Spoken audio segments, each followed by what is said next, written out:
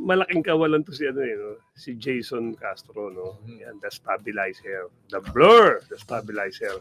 Nakita mo naman nung nakaraan bago siya magka-injury at his age, talagang yung ano niya, yung wisdom niya nagagamit niya. Hindi na siya tas may may glimpse ng kanyang mga blur eh. Although hindi talaga totally lahat nando sa loob. Pero makita mo kahit paano merong nailalabas. Pero the way he handles the team kung yung siya yung pag nagtitimon, alam niya kung kailan tatakbo, alam niya kung hindi. Tapos yung kanyang mga teammates na apat na nasa loob, kumbaga parang ano sa kanya, yung parang bilib na parang pag nadya si Jason Castro, okay, na ilalagay tayo sa magandang posisyon, okay, sa magandang area, no?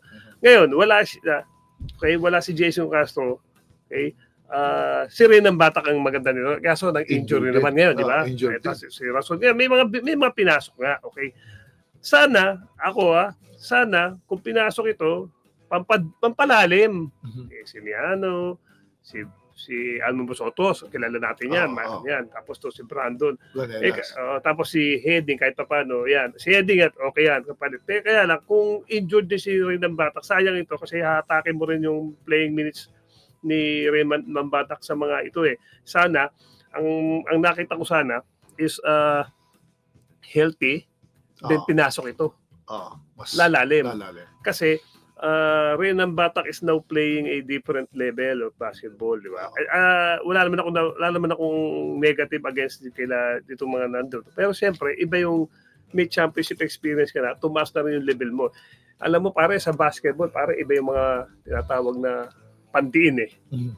Okay, let's face it, di ba? Sa 15 naman, pare, merong mga pandiin, may pang relievers, may iba parang pampuno, di ba? Okay, sana kung, and itong mga ito naman, nakita na scout na rin, may mga scouting report na rin naman sa mga ito eh, di ba? For example, to si Ping Eximiliano, di ba ito na ACL yata ito sa ligang labas eh. Hindi ko alam kung ano nangyari. Pero siyempre, pumapasok si Jordan Heading, pwede rin, okay? Ngayon, pwede rin naman dahil yung nawalang posisyon ni Jason, baka siya magpuno. Kaya rin ng Batak na lang. Nandun pa rin yung lineup na maganda, kaya lang siyempre, mas maganda kung healthy. Okay? So yung Grand Slam, medyo mahirap pa rin para sa akin na nilang makuha kung hindi makakabalik agad tong si Renan Batak. Crucial yun. Crucial si Renan Batak eh.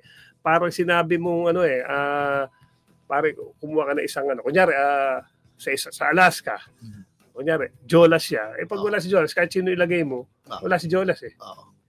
Sino mag-fulfill nung 15 points per game? Yes, di ba?